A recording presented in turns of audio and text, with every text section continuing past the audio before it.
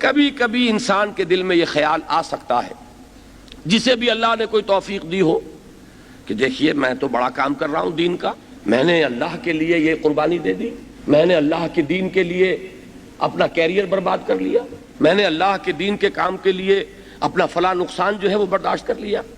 تو ظاہر بات ہے کہ شیطان کا تو ہر وقت ہمارے ساتھ ایک معاملہ ہے، لہذا اس کی ہمیشہ کوشش ہوگی کہ کہیں نہ کہیں سے ان کی نیت کے اندر، ان کی سوچ میں، ان کے احساسات میں کوئی غلط چیز داخل کر. اگر شیطان کی طرف سے کبھی کوئی چھوت لگ ہی جائے تو فوراً اللہ کی پناہ میں آ جائے. اللہ کی پناہ جو ہے اس کو تلاش کیجئے.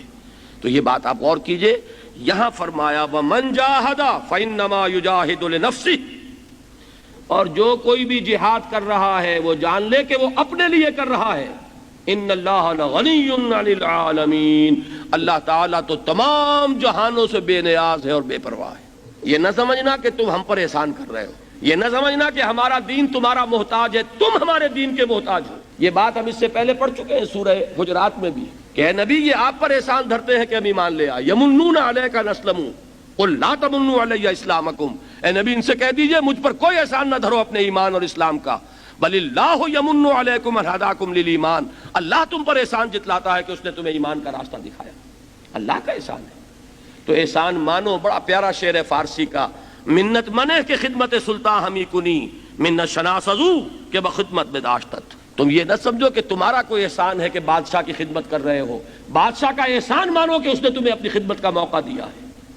تو وہ سلطان ارض و سما، اس نے اگر قبول کر لیا کسی کو اپنے دین کی خدمت کے لیے تو وہ اس کا احسان مانے، نہ یہ کہ وہ یہ سمجھے کہ میں کوئی احسان کر رہا ہوں اللہ پر، یا میں کوئی احسان کر رہا ہوں رسول پر، یا میں کوئی احسان کر رہا ہوں اللہ کے دین پر. بلکہ یہ کہ یہ تمام چیز اگر کوئی کر رہا ہے تو اپنے لیے کر رہا ہے، اپنی عاقبت بنا رہا ہے، اپنے درجات بلند کر رہا ہے، اپنی مغفرت کا سامان فراہم کر رہا ہے. لہذا یہ ہے دوسری سوچ کہ کہیں بھی کسی ایسے شخص کے دل میں اس قسم کا خیال، اور شیطان کو اس قسم کا جو ہے وسوسہ اس کے دل میں پیدا نہ کرنے پائے. ہی شوڈ گارڈ ہمسیلف، اپنے احساسات اور اپنے کیفیات جو ہے باطنی ان کا جائزہ لیتے رہے کہ کہیں اگر یہ خیال پیدا ہو گیا تو اس کا مطلب یہ کہ شیطان کامیاب ہوا اور اس نے ہمیں اڑنگا لگا کر اور ہمیں چت گرایا.